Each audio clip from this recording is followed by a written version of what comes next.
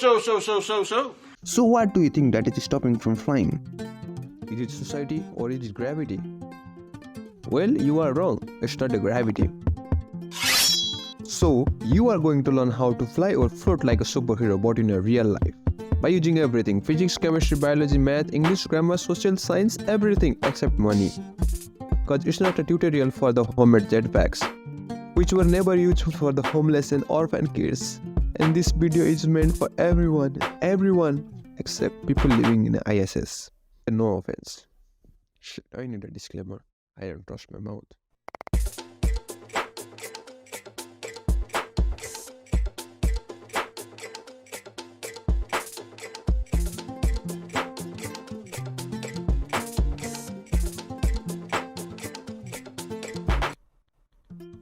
Well, it's just a video, not a real life. So let's not get distracted. If you ever dream about flying, then that doesn't mean you had an awesome moment with the Wright brothers. But also, if you ever had, so what do you think that is stopping from flying? Well, the second most obvious answer is gravity. And yes, people still think that society is the one to be blamed. But we already know that is incorrect. So what do we learn from this? That is, it is wrong to talk with the obvious answer. Because we have to think more. And if you think more, then you can get the correct answer. And the correct answer is density.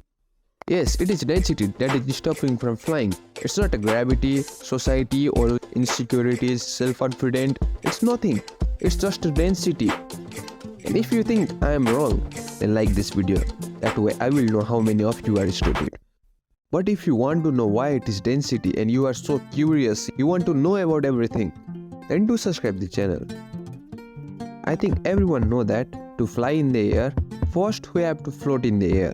And to float in the air, we need to know about density. Density and a flotation are the two things that work together. And it works like this. To float something in somewhere, then that something must have a density lower than that somewhere density. To avoid any confusion, here is an example that might use as a life hack. If you want to hide a dead body in a water, then that dead body must have a more density than a water to sink down. Otherwise it will float. Likewise, if you want to float, then you must have a lower density than a water.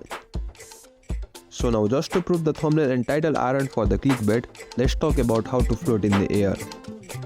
So, you need to know how to float in the air, and to float in the air, even the accidental fetus living inside the overly aged human also know that we need our density to be less than a surrounding air. And yes, it has the same principle like the above one. If you ask how much should be our density to be float, then I will say, well, not much, just need a density little less than a 1.225 kg per meter cube. And why specifically 1.225 kg per meter cube? If you ask, then I will say that's because the density of our surrounding is 1.225 kg per meter cube. And as I already told you, you have to have a less density if you want to float. That's why you need a density less than a 1.225 kg per meter cube. And also, 1.225 kg per meter cube means for every cubic meter of the air at the density must have to weigh 1.225 kg. This shows how tightly the air molecules are packed together in the given volume. So start doing training from now until your density became less than 1.225 kg per meter cube.